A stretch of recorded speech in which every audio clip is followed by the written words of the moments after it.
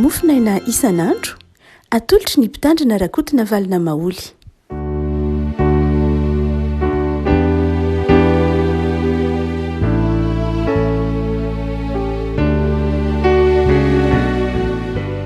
Famparabantsika zavako malalatra azy dia alarobia faefatra amby roapolo ny volana septambra ity dia manonona fiadanan'ny tompo amintsika ry havako. Ny mofinaina izay voalahatra ho antsika dia ny filazantsara-masina araka ny marika toko fahasivy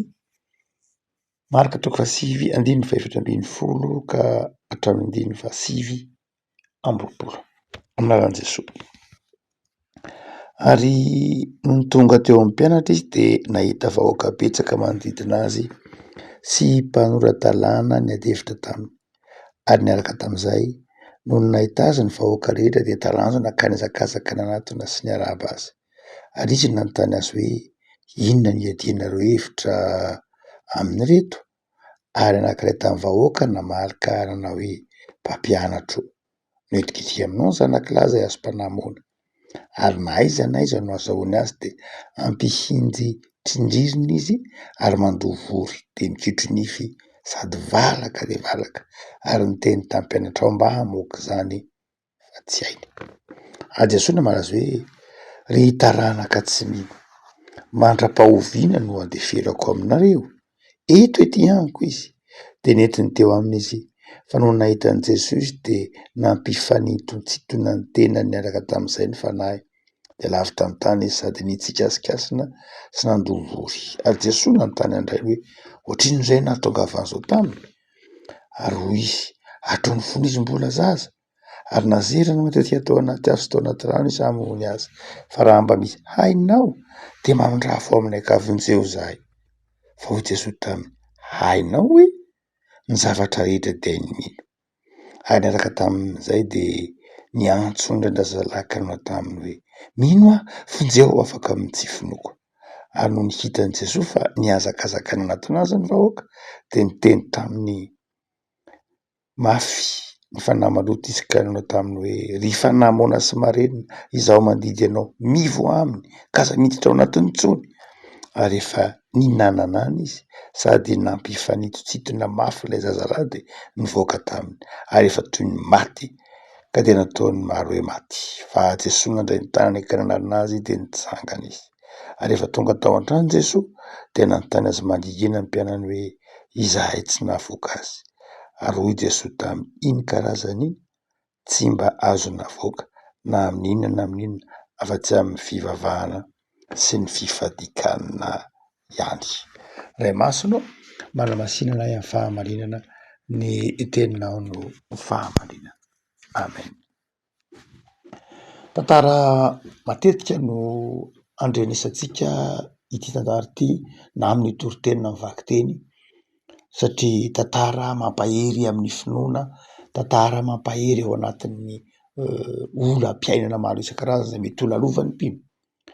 Raha ohatra ka mamaky tantara ity tsika dia afaka oharina amin'ny andavanandrontsika. Inona re oharina amin'ny andavanandrontsika? Alaitsaratsaina hoe ianao na misy olona anankiray manana olana manery azy mafy. Satria izay ity tantara ity misy iray mpianakaviana manana zanaka marary. Ataovy hoe manana olana mafy ianao.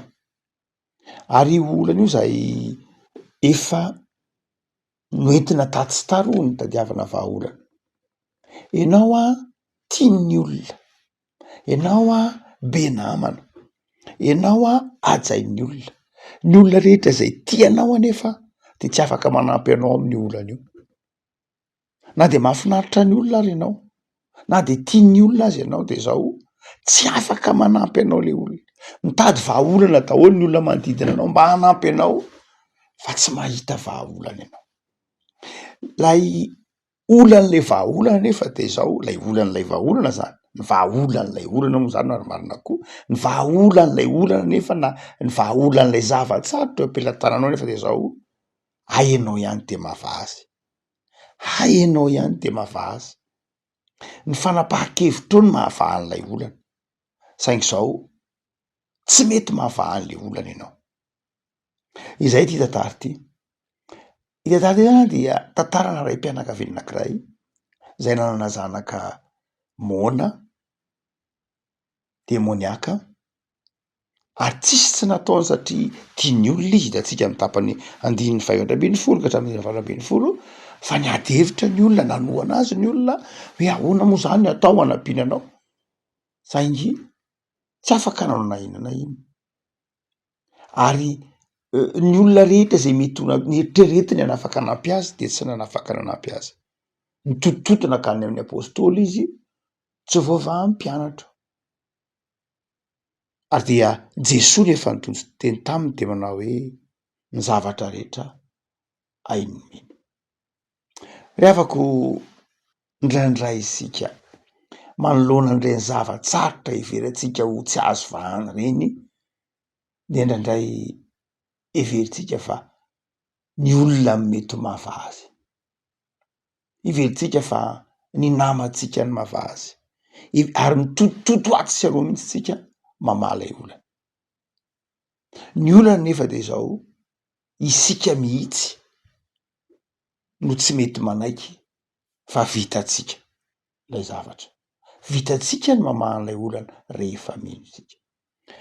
Amy tediny ty ary de tena mampahery atsika misy ty andinitsy ohatra masiny ty zavatra telo no asehon'ity marika toko fahasivy ity.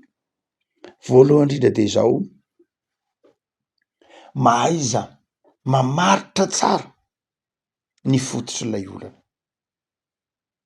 mahaiza mamaritra tsara ny fototr'ilay zavatsarotra avy aiza lay zavatsarotra, inona ny mahatonga lay zavatsarotra eo ambany masonao, nahoana no avelan'Andriamanitra handalo eo aminao io zavatsarotra io. Eto dia lay ray mpianakaviana de zao tsy naina maritra tsara ny fototry ny olana, tsy naina maritra tsara hoe inona lay zavatsarotra. Ny zavatsarotra de zao no heveriny fa any am'ilay zazalahy, any am'ilay zanany, no heveriny fa any am'ilay zazalahy fa kaiza lay zavatsarotra ao amy tenan'ilay izy kay ny fototr'olana. Ary eto de zao izy tenany mihitsy ny teny manao hoe hay akay marary, hay kay za le problema, zay mahatonga ny teny manao hoe mino aho vonjeo avako amy tsefinoko. Ary ndraindray de zao ao anatin'io zavatsarotra io rehefa tsy haitsika mamaritra le zavatsarotra hoe inona moa zany natonga ty Andriamanitra, inona marina, tena olana marina ve ty sa modimody olana, ary de nanome tsinan'Andriamanitra mihitsy lay raim-pianakaviana eto no hoe raha misy hainao va toy ny nampiena ny herin'Andriamanitra. De afaka malala hotsika manao hoe asio marika eto fa mahaiza mamaritra tsara ny zavatra tadiavinao, de fantaro tsara hoe enao ve ny olana sa le zavatra manodidina anao. Eto de zao tena mety anao ny olana tsy ny manodidina anao, tsy lay aretin'le zanakao ny voalohany fa enao. Zay ny Jesosy tam'ty lehilahy ty hoe tsy le aretin'le zanakao ange ny olana fa zao enao raha mino anao dia voavahanao io olana io.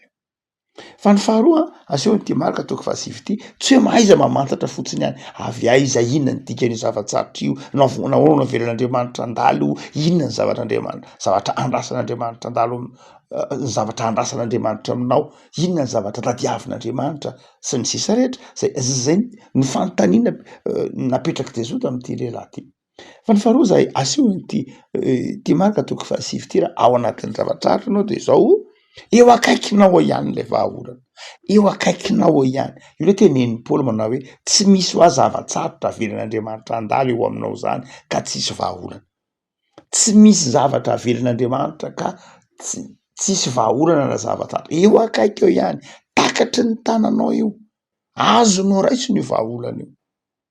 Rehefa mazava tsara aminao hoe tena olana marina ve ty, tena zavatsarotra ve ty, tena manahirana ve ty, iza ny fototry ty, ny fibebahako ny vahaolana de zao eo akaikinao eo ny vahaolana.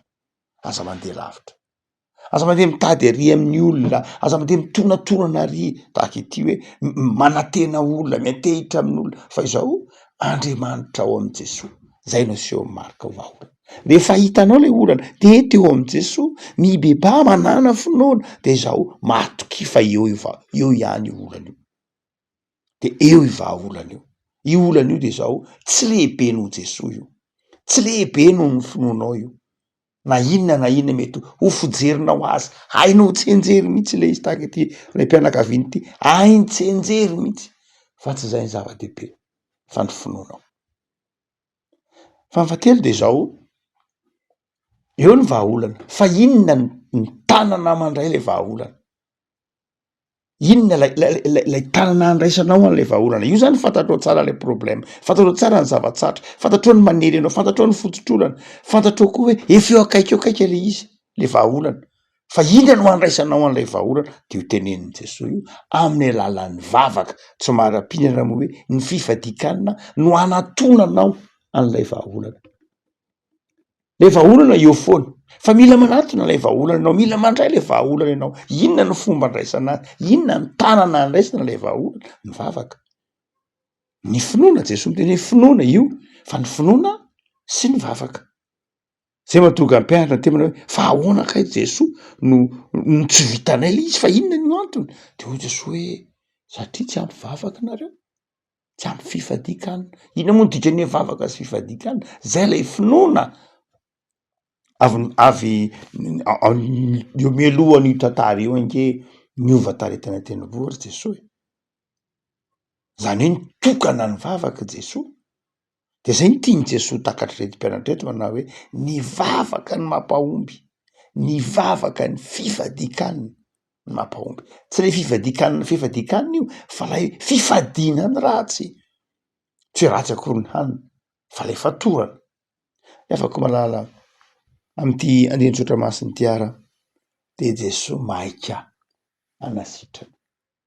Tsy lay lehilahy ihany narary am'ty andininy ty, tsy ny zanak'ilay lehilahy ihany narary fa lay le ray mpianakaviana mihitsy koa ny narary, ary tsy lay zaza ihany ny sitranin' Jesosy fa lay ray mpianakaviana koa ny sitranin' Jesosy, ary tsy lay ray mpianakaviana sy le zaza ihany ny sitranin' Jesosy fa ny apôstôly koa ny sitranin' Jesosy, satria ny apôstôly koa narary. Ahoana moa zany zao natao nahatsiaro ny tsy fahombiazana mezan'ny olona mihitsy ary no isoan'ny olona hoe oto tsy nahavita ininona le apôstôly, mba miaraka am' Jesosy maray tsy ariva eo fa tsy nahavita ininona, mezan'ny olona. Fa izao nositranin' Jesosy ny apôstôly, norakofan'i Jesosy ny voninahiny tonga de nisitraniny lay zaza nanginany manodidina rehetra.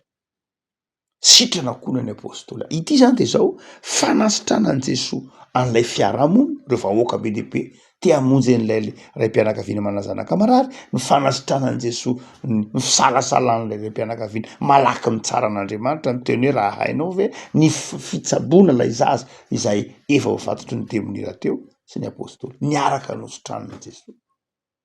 Avako Jesosy mamonjy, Jesosy manasitra. De mahereza ara-mino sy matoky aza misalasala ny amin'ny fitiavan'Andriamanitra eo akaikinao eo ihany ny vahaolana.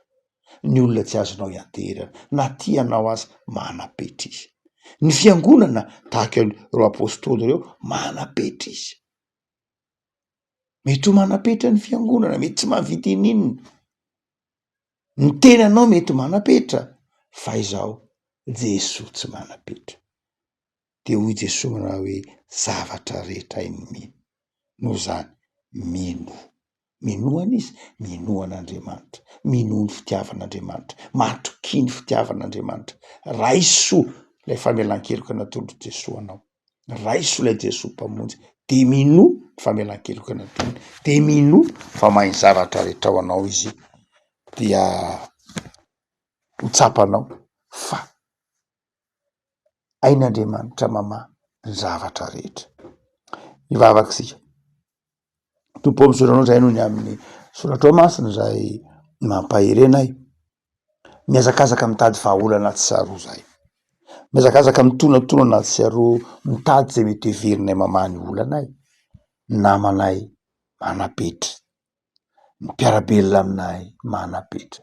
Iny fa na dia ny fiangonanao aza de manapetra fa ay ao aminao Andriamanitra ihany ny tsisy fetra, de manafatra anay ianao am'izay mety orana na zava-tsatra na aretina na tsy fahasalamana lalovanay, eo akaiky eo ihany ianao mahita anay, eo akaiky eo ihany. Tao am'izahay andray amin'ny finoana ny fanasitranana, andray amin'ny finoana ny vahaolana, andray amin'ny finoana fa Andriamanitra mahay miatrika ny zavatra rehetra eo amin'ny fiainana ianao ary mampahery anay araka ny teninao manao hoe ny zavatra rehetra iny milo. Tahin'ny tontolo andro na ianio Tompo malala, ho tontolo andro ahitana efa fahasoavana sy fifaliana. Afaho zahay, mifahazavan-tsainy zahay, sitrano zahay ary vavak'izay Tompo mba hananana herim-panahy ahatoky ianao. Jereo ny zanakay, jereo ny fiangonana misy anay tsirairay avy, jereo ny tokantrano misy anay tsirairay avy, aorenao aminay ny finoana sy ny fahatokiana fa Andriamanitra tiana ianao ary azonay antsoina amin'ny fotoana rehetra. Saotra Jesoa. Amen.